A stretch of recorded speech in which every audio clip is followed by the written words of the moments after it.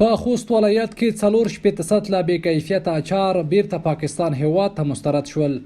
په خوست ولایت کې د خوړو او درملو ملي ادارې د امریت مسؤلین پاکستان هیواد ته د 4 سطلو بې کیفیته اچارو د مستردېدو خبر ورکوي.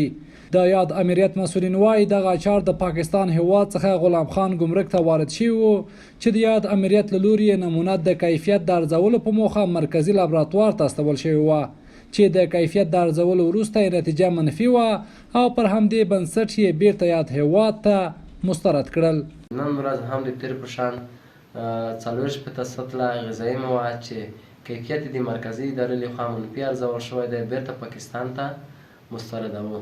د یادونې وړ ده چې یاد امریت تر دې وړاندې هم 2093 کارتنه مختلف ډول بې کیفیته خوراکي توکي پاکستان هیواد ته مسترد کړي وو.